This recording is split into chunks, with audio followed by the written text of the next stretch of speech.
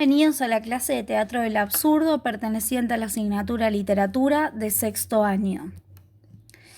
Para el abordaje del mismo vamos a tener en cuenta la obra de Samuel Beckett, Esperando a Godot, leída en clase o posteriormente leída luego de este video.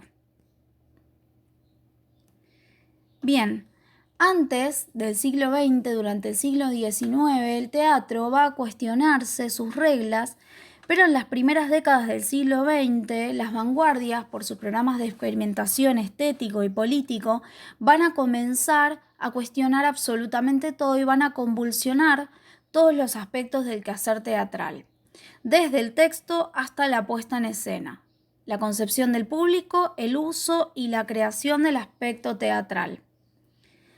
Los nuevos movimientos estéticos van a cambiar la relación entre el público y el mercado, y durante este periodo el pueblo se va a considerar, hasta ese momento se consideraba en realidad como una totalidad no fragmentada. Las primeras operaciones de la vanguardia entonces se orientaron a quebrantar las barreras entre los artistas y los espectadores, y el teatro va a presentar algunos rasgos en particular. Va a proponer sacudir al espectador, desestabilizarlo, ¿sí? Y cambiar un poco los hábitos culturales y los hábitos de consumo teatral. También va a crear un circuito alternativo de salas pequeñas, ¿sí? Que va a ser llamado teatro de off, en paralelo a los grandes teatros donde se podía ver teatro comercial o se podía ver ópera.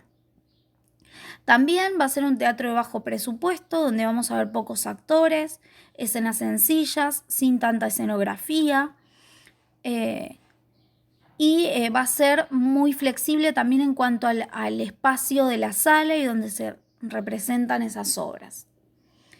Este periodo se va a cerrar con la Segunda Guerra Mundial, cuando la burguesía contra la que luchaba este tipo de teatro va a absorber esa propuesta artística y por lo tanto ese teatro de quebrantar barreras va a culminar. Durante la Segunda Guerra Mundial vamos a tener como un parate en cuanto a las expresiones del teatro y vamos a tener que esperar hacia 1950 para ver cómo continúa. Vamos a tener entonces la posmodernidad, que va a ser ese nuevo orden económico y político mundial que va a culminar con la globalización y en el campo cultural con lo que llamamos posmodernidad. Frente a todos estos cambios va a aparecer o va a surgir el teatro posmoderno, que va a profundizar las rupturas de la vanguardia que habíamos visto en algunas diapositivas anteriores.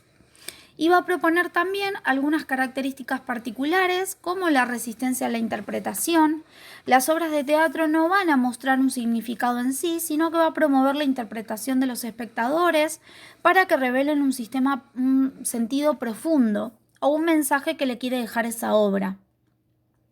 También vamos a tener la intertextualidad y el collage de géneros, ¿sí? Donde vamos a ver que se van a utilizar citas de otros autores, textos de diversas obras y géneros, a veces con función paródica o sin ningún sentido. También vamos a encontrar la interculturalidad, donde vamos a recibir elementos de culturas extrañas a la propia o la coexistencia de culturas de élite con culturas más populares. Todo esto para profundizar la incertidumbre en el espectador. Y además también vamos a tener la fragmentación, el montaje y la repetición, donde vamos a encontrar que estos van a ser principios organizadores, van a ser la creación de mezclas artísticas híbridas, donde vamos a poder ver en escena, como observamos en esa imagen, cuestiones relacionadas con la danza, la música, la improvisación, las artes visuales y también las nuevas tecnologías.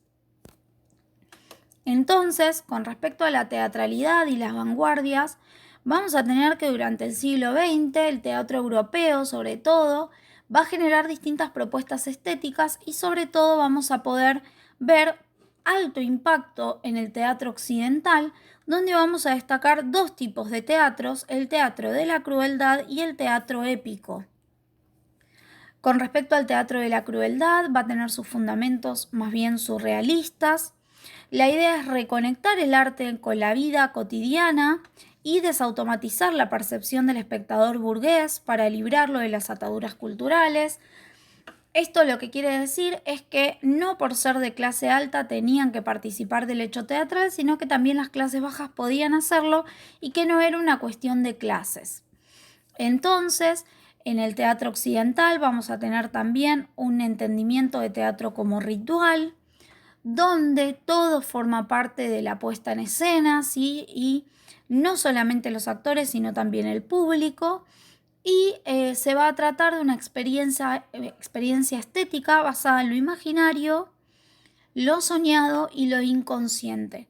La importancia va a estar en la palabra, como bien les dije recién, va a tener que ver con los gestos y los movimientos corporales que van a estar altamente codificados, ¿sí? Y va a ser una violencia sensorial bastante cruel, descartando la idea tradicional de belleza, eliminando los elementos como el decorado, utilizando sonidos, gritos, movimientos y colores que van a hacer que el teatro sea un ritual más bien sensorial, no tanto de la palabra.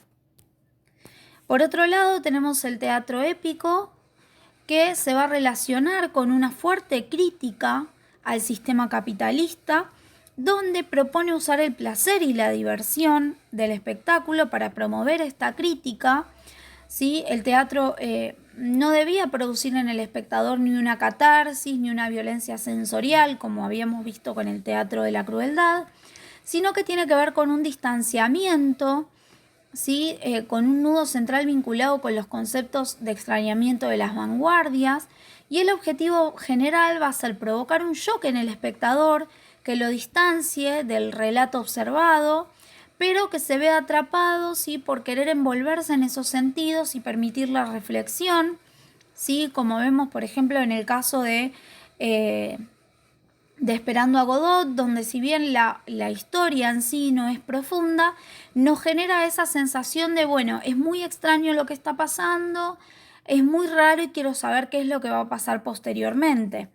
Entonces también va a tener una finalidad didáctica y política, donde lo que se va a intentar es denunciar la alienación del hombre en el mundo y llevar al público hacia una conciencia revolucionaria, ¿sí? Porque por lo general lo que se pretende es que el hombre se dé cuenta que está sumido en un mundo sumamente capitalista y efímero, y en realidad lo que se promueve es la revolución. Ahí les dejo una frase de Bertolt Brecht, otro de los grandes autores de la época: las revoluciones se producen en los callejones sin salida. En función de todo esto va a surgir el teatro del absurdo, ¿sí? Tengamos en cuenta que la Segunda Guerra Mundial va a dejar a muchos países europeos destruidos, con millones de muertos. La sociedad va a tener una conciencia de la importancia del progreso científico y tecnológico, que no había servido hasta el momento, que no había podido solucionar problemas relacionados con la naturaleza del ser humano. La propia lógica del sistema va a estar sumergido en un hombre que va a estar en la irracionalidad de la guerra, sí, va a ser un mundo bastante devastado y bastante reacio a todo lo que tiene que ver con la ciencia y la tecnología, porque no había podido evitar todas estas muertes. Entonces el pesimismo y el desaliento de la posguerra generan que las propuestas vanguardistas se diluyan y va a haber un clima de desconfianza en la razón humana, en la lógica de las instituciones y en las leyes, ¿sí?